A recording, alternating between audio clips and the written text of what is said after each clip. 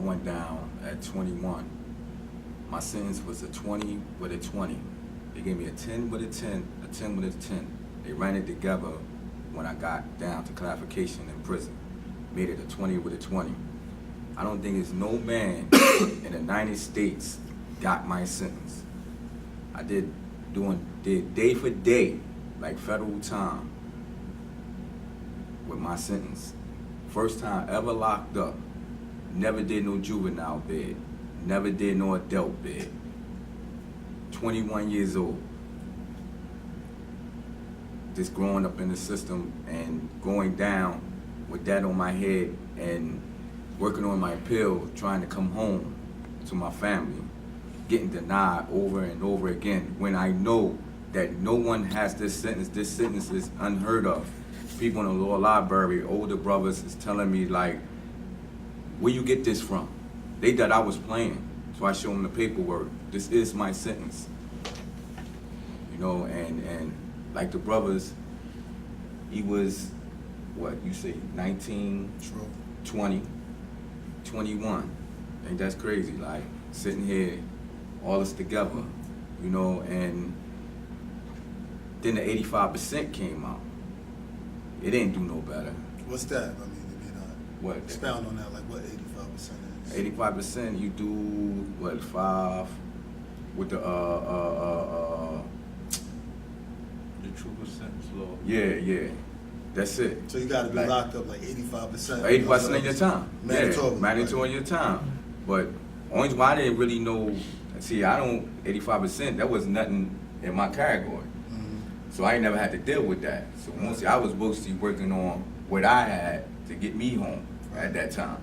You know, when it came out 85%, I just missed it. Like, maybe, I think it was 94, I got sentenced January of 94.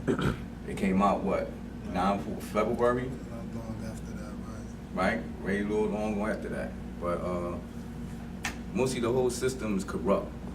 It ain't no, like, sugarcoat nothing, you know, and only way it's gonna get better is like brothers like this to come out and speak and tell y'all what's going on about real life in prison and the broken laws and stuff like that, and sisters and brothers that's sticking together, just fighting for a cause of helping some of them brothers that's in jail for nothing, 3 strikes for like stealing a bike, like, and got life, like, come on. You got these guys out here that's pedophiles, do stuff to kids. They get a smack on their wrist, and they get a VCR watching their room, and they sell. You know, and that's all I gotta say for that part right there, from off the show. Let me add on to the piece. The 85% law is the truth of sentencing law. It's a law that when it was passed, it gave different states that adopted this 85%, it gave them federal money. So a lot of states started adopting the 85%. Virginia got 85%, New York got 85%. I didn't fall into the 85%, but I was affected by the 85% because when the governor put in the people in place for the new parole board, they had the mentality that the people don't want y'all to go home, so you gonna do indirectly 85%. I went up for parole 11 times before I made it. The only reason that I made parole is because more people under 85% law started to balloon the prison system.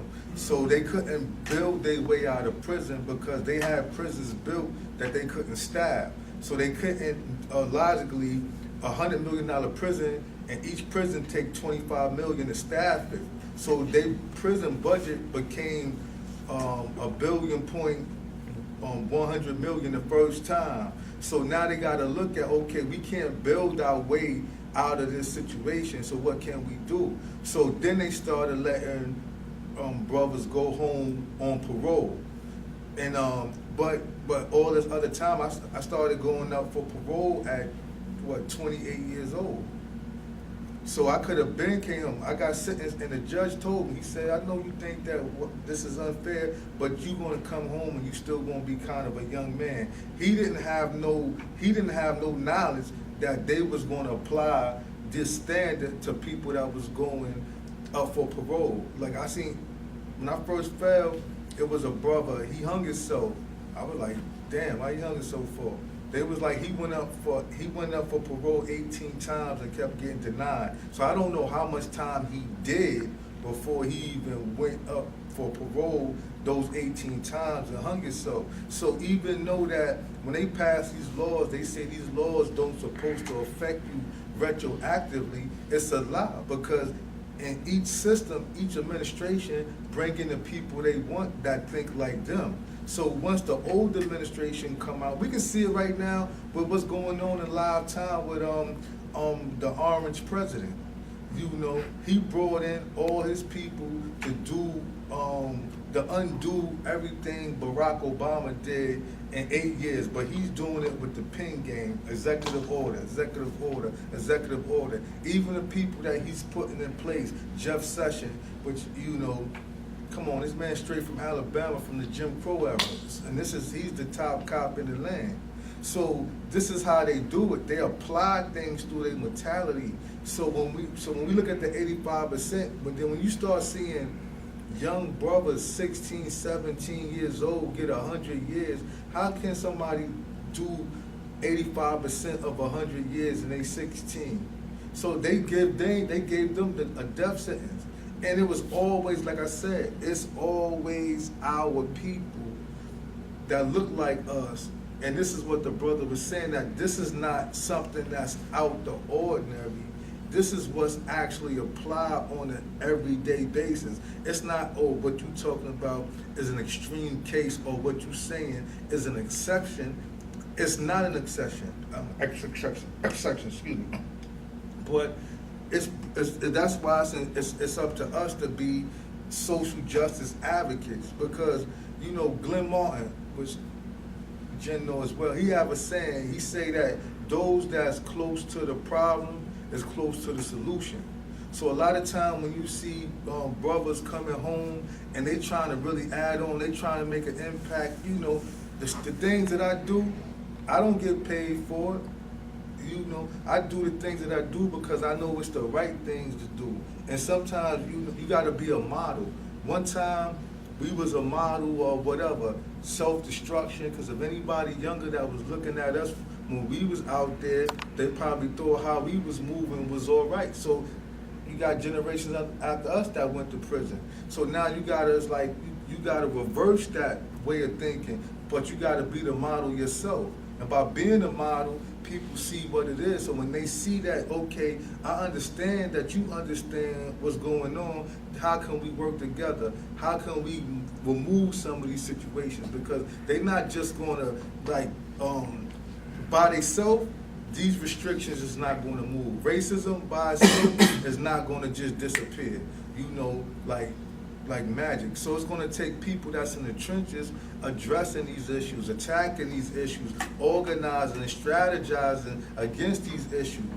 That's the only how it was going to work. I mean, peace with that. Yeah. And you know, to add on to your point about the parole boards, they given, in your case, it was what, 11 hits? Yeah. 10. I came home 10? 11 times. Okay. The 11th time was the Yeah. charm, huh? They gave you 11? So they gave me 10 hits. They're functioning, thank you, sister.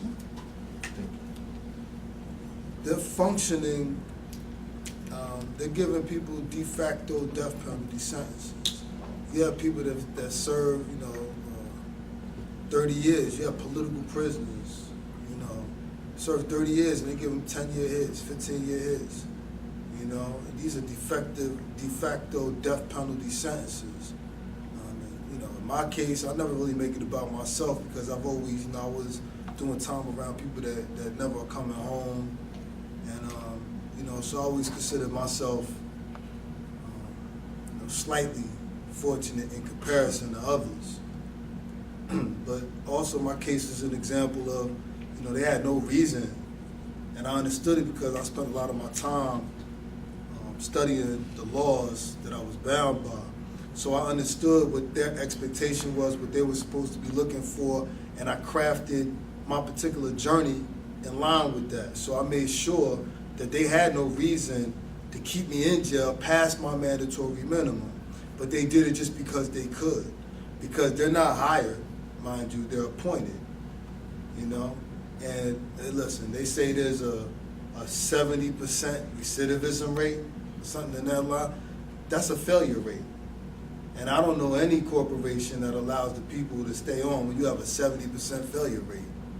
Any other job you have, if you fail 70% of the time, you ain't gonna have that job for too much longer.